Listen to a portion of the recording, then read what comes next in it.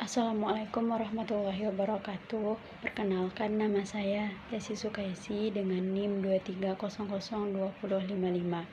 Pada video kali ini saya akan membahas tentang kegiatan dan syarat Public Relation Officer.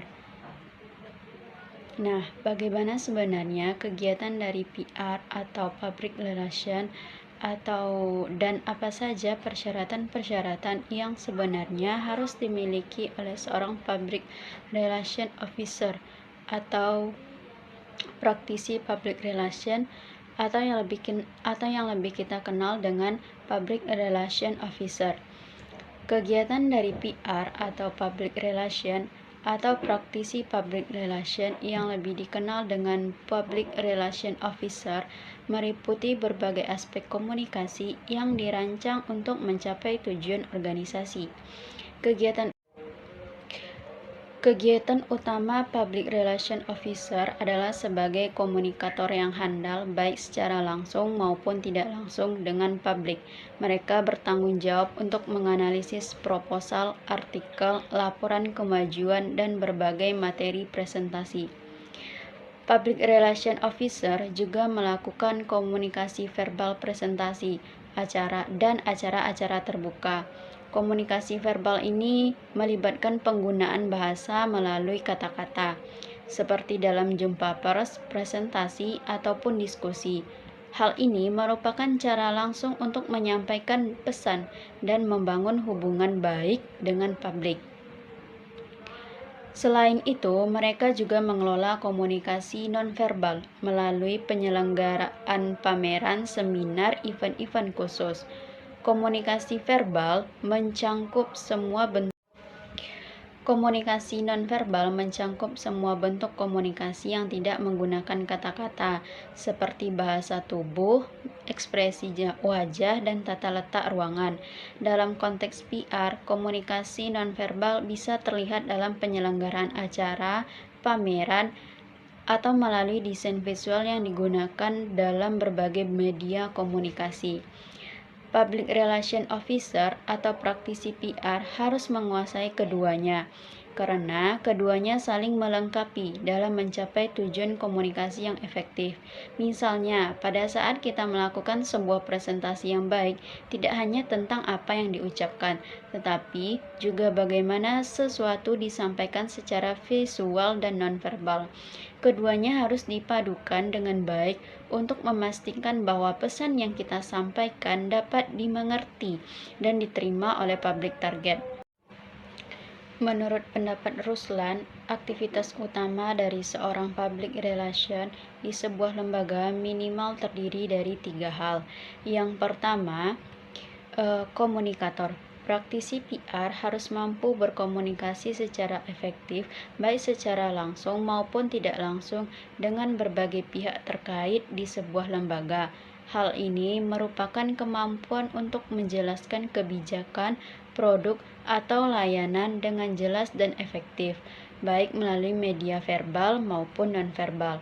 Yang kedua, dukungan manajemen.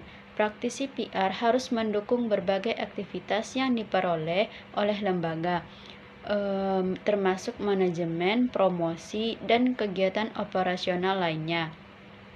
Mereka bertanggung jawab untuk memastikan bahwa semua aktivitas ini dikomunikasikan dan dipromosikan secara efektif. Yang ketiga adalah pencipta image positif. Salah satu tugas utama dari PR adalah menciptakan dan memelihara citra positif di sebuah lembaga. Mereka harus mampu menginterpretasikan dan menganalisis kecenderungan perilaku baik internal maupun eksternal dan merekomendasikan kebijakan yang diperlukan untuk mencapai reputasi yang baik. Tujuan utama dari kegiatan PR untuk menciptakan dan memelihara citra positif di sebuah lembaga, meningkatkan reputasi, dan mempengaruhi opini publik yang positif. Kegiatan ini mencangkup yang pertama itu ada komunikasi, yaitu menjaga alur komunikasi yang efektif antar lembaga dengan publik, baik secara langsung maupun tidak langsung. Yang kedua, publisitas, menyebarkan pesan yang direncanakan dan didesain oleh lembaga. Melalui media tertentu tanpa biaya untuk meningkatkan minat terhadap perusahaan atau organisasi. Yang ketiga, promosi. Menciptakan perhatian publik terhadap produk atau jasa yang ditawarkan oleh lembaga. Yang keempat, integrated marketing. Mendukung pemasaran yang tujuannya tidak hanya untuk keuntungan materi saja, tetapi untuk membangun sebuah image. Yang kelima, manajemen krisis. Menghadapi dan mengelola situasi krisis atau negatif yang tidak terencana untuk meminimalkan dampak buruk terhadap citra lembaga. Yang keenam, hubungan dengan pemerintah dan media. Bertindak sebagai penghubung antara lembaga dengan pemerintah dan media untuk menjaga hubungan yang baik dan mempengaruhi kebijakan yang berkaitan dengan lembaga. Yang ketujuh, hubungan dengan pemangku kepentingan. Membangun dan meningkatkan hubungan dengan pemangku kepentingan seperti pemegang saham, masyarakat, dan kelompok minoritas untuk memastikan bahwa dukungan dan pemahaman yang baik terhadap lembaga. Kegiatan PR ini bertujuan untuk memastikan bahwa lembaga diperkenalkan dan diterima dengan baik oleh publik sasaran, sehingga mempromosikan kepentingan lembaga secara efektif. Tugas-tugas dari seorang public relation officer atau praktisi public relation sangat penting dan beragam. Tugas-tugas utama dari public relation officer yang pertama, evaluasi kecenderungan perilaku publik. Public relation officer harus mampu mengevaluasi berbagai kecenderungan perilaku publik, baik internal maupun eksternal. Mereka harus mampu menginterpretasikan dan menganalisis bagaimana publik bereaksi terhadap lembaga, serta membagi publik ke dalam 4 kategori yang diklasifikasikan oleh Frank James Kidd. Yang pertama, yang tidak tahu ingin tahu, dan yang kedua, apatis atau tidak peduli. Yang ketiga, yang memiliki prasangka baik menerima atau menolak, dan yang keempat, yang memiliki permusuhan atau simpati. Yang kedua, mempertemukan kepentingan. Public Relation Officer bertanggung jawab untuk mempertemukan kepentingan organisasi dengan kepentingan publik dalam berbagai situasi kondisi. Yang ketiga, evaluasi program perusahaan. Public Relation Officer juga harus mengevaluasi program perusahaan atau organisasi yang berhubungan langsung dengan publik. Ini menunjukkan bahwa Public Relation Officer memiliki kedudukan dan wewenang yang tinggi karena mereka harus memastikan bahwa program-program tersebut efektif dengan tujuan komunikasi dan citra lembaga. Selanjutnya itu syarat-syarat yang harus dimiliki oleh seorang praktisi PR di sebuah lembaga. Yang pertama, kemampuan menghadapi orang lain.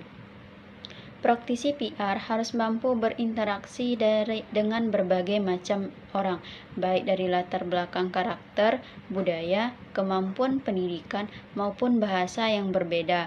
Mereka harus mampu memahami dan toleran terhadap setiap individu yang dihadapinya tanpa menjadi penakut atau penjilat. Yang kedua, kemampuan komunikasi. Kemampuan komunikasi merupakan syarat utama yang harus dimiliki oleh seorang praktisi public relation. Mereka harus mampu menjelaskan segala sesuatu dengan jelas, sederhana, dan lugas, baik secara lisan maupun tulisan. Selain itu, mereka harus mampu atau harus dapat menggunakan media visual seperti gambar, foto, atau video untuk menunjang sebuah proses komunikasi. Yang ketiga, integritas personal. Praktisi public relation harus memiliki integritas personal yang sangat tinggi, baik dalam profesi maupun dalam kehidupan pribadi. Integritas ini tidak bisa dipalsukan dan merupakan faktor bawaan yang harus dimiliki oleh seorang praktisi PR. Yang keempat, kemampuan mencari informasi. praktisi PR harus handal dalam mencari sebuah informasi dan memiliki akses informasi luas. Mereka harus memiliki jaringan relasi yang kuat, karena kelompok komunikasi mereka sangat tinggi, yang memungkinkan mereka menjadi seorang yang serba tahu dan dekat dengan siapapun di berbagai kalangan dan level. Yang kelima, kemampuan penelitian dan evaluasi. Praktisi PR harus mampu melakukan penelitian dan mengevaluasi hasil-hasil dari kondisi ataupun keadaan yang berpengaruh pada nama baik atau image perusahaan atau lembaga. Mereka harus belajar dari hasil-hasil tersebut untuk mendesain strategi apa atau strategi yang efektif dan mempresentasikannya dalam perusahaan atau lembaga untuk membuat keputusan yang bijak. Jadi, praktisi PR harus memiliki keterampilan yang luas dan beragam untuk memastikan keberhasilan dan reputasi baik di lembaga tempat ia bekerja. Mereka harus menjadi komunikator yang handal, memiliki integritas, kreatif, dan mampu melakukan penelitian serta evaluasi.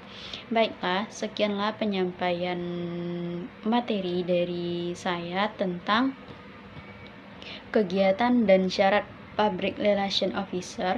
Jika ada kesalahan dan kekurangan, saya mohon maaf. Saya sudahi dengan wassalamualaikum warahmatullahi wabarakatuh.